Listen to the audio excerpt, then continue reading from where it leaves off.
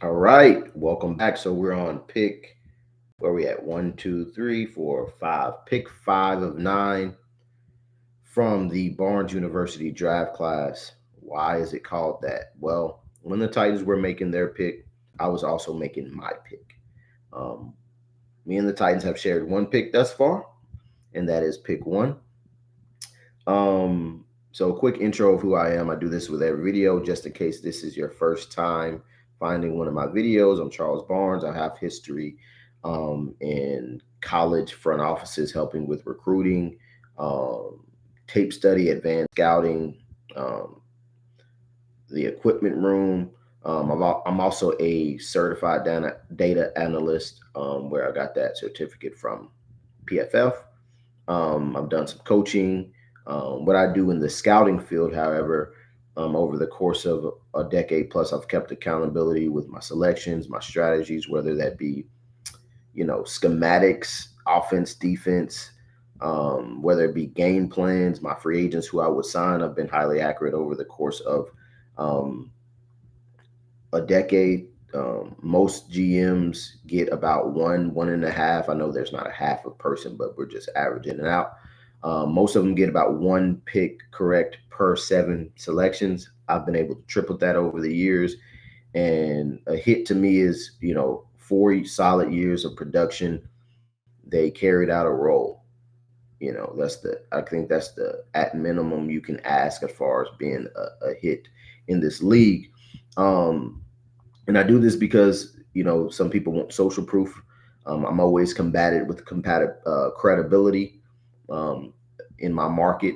That's what I'm mostly combated with. When in fact, if you went through my resume, I'm probably more suited to educate consumers about the game than most. Um, I've also, which I've been forgetting to do in this series, which I did in every series for the Titans evaluations. By the way, go check that out. That I've been offered other positions for higher ranking that would give me a lot more aura to you guys, but I chose to stay closer to home to family. So no, I'm not being paid, or my work is not being outsourced by some disgruntled former media member or writer. Um, for ESPN, nobody's paying me and using my IP for their gain. No, nobody's doing that. I'm not building my name off of that, or some monopoly media company in the region. I'm just doing it solo, and I used to think the cream would rise to the top, but then I figured out that, like, sometimes people are lactose intolerant, so maybe I got to change the recipe a little bit. But anyway, um, Malachi Moore is my selection at pick 120. That's who I would have selected. Safety out of Alabama, 5'11 ish, 195. Um, Titans selected their safety roughly, what's that? Let's do the math real quick. 18, 38. 38 picks earlier, the Titans selected their safety. Um, and I don't think there's that much drop off in terms of who these players are. Like, they're different, but there's not that much drop off. So, um, the specs on Malachi Moore: competitive, hot tempered at times, but definitely competitive. He's a winner. He wants to win. He's rangy. He has post and split field ability and traits. He has nickel experience. He has 486 reps as a special teams player. So there's that value there. He takes good angles. He's a hard hitter. Even at that size, he tries to be an enforcer for the defense.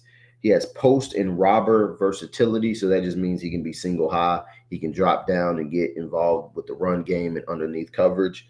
I think his role, if he was being drafted to this team, is definitely starting free safety or a backup, or starting strong, depending on how him and Amani Hooker's dynamic would work.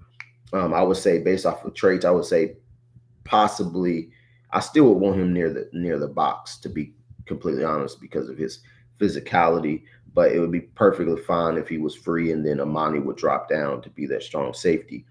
So his role would be that he will also get nickel reps if you needed him to, and he would be a special teams gunner. Some of the concerns that I have is his ability to shed blocks because his size, his play temperament has to be controlled. I think that he's learned some lessons from college about how there's a thin line between that passion and aggressiveness, and then obviously it affecting the football team in a negative light, in a negative way. Versus mega athletes, and I mean just a mismatch in terms of size and elite speed. He might have some issues there, but most defensive backs have issues there. That's why you have to watch tape and you have to refine your technique. His size obviously isn't elite, like we just said. The length isn't elite either. Um, I think that he's an awesome player to watch on tape. I think he has a good skill set. I think he's a good football player collectively. And something that I've been adding to this series is just sharing my floor comp. Sometimes I'll have a middle and then a ceiling comp. And for me, I think uh, him as a safety, I struggle to find a tangible comp for him because how many safeties with that size still want to be an enforcer? Um, so I guess at minimum he would be like a Calvin Lowry if you remember him on the Titans, he had the coolest name. He had a cool aesthetic too. He used to be on the Titans for a little bit. I think his ceiling, and which is a vast ceiling at this point, is Xavier McKinney, another Bama prospect who's just rangy, who takes the football away, incredibly cerebral. And I think if he develops, keeps his body in order, I think that that's what Malachi Moore can be at the next level.